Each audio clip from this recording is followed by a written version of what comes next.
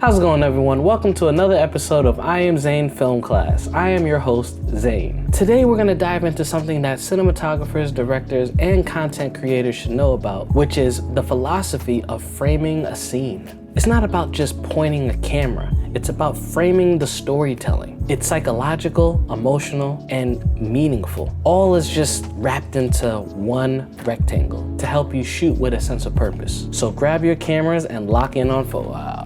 Tip number 1, identify the emotional core of your scene. Before you roll, ask yourself, what's the most important emotion here? Is it fear, love, loneliness? Here's an example. Imagine a close-up during a breakup scene. What's pulling us right into the character's mind? If you frame it wide, placing the character alone in a massive empty space, you'll show a sense of isolation. It's the same scene, except it's a different emotional impact. So when you scale back and show a lot of the scenes and make your subject really small, you're showing that sense of isolation, which is associated with loneliness. If you do a close up tight shot, you're really trying to get close into the person's mind. And when you do that, you might cut into a flashback and show, maybe create a montage of them being happy, and then all of a sudden it transitions into the downfall of the relationship. Tip number 2, use visual metaphors. Great filmmakers sneak in symbols into frames. It could add a layer without saying a word. For example, think of a character shot through a cage or a window, and then suddenly we feel their entrapment. Or it shows a broken mirror to reflect the inner conflict.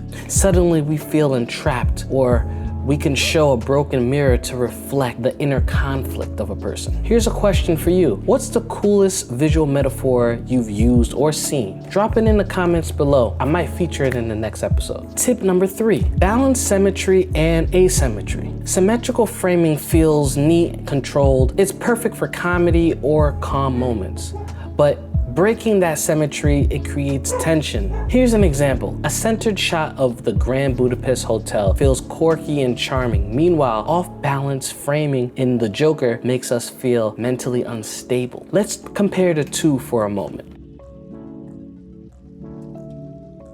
And finally, tip number 4, use scale and space to reflect the relationship and power dynamic. Who fills the frame? Who's lost in it? That says everything. Here's an example. Shooting a small character against a giant skyline makes them feel powerless. A tight frame with 2 characters crammed together instantly creates that intimacy, or maybe even tension. All right, that wraps up this week's episode. But remember, framing isn't just random. Every inch of the frame tells your story. So let's recap. Find the emotional core, layer in visual metaphors, play in with the symmetry and asymmetry, and 4, control scale and space. I would like to take this moment to shout out Efren Rios for being one of my inspirational street photographers. I've looked up to his work for many years. He's helped me out along the way, and he really helped me focus on the soul of a picture opposed to just like the fashion and colorful elements of it. I want to showcase some of that work, how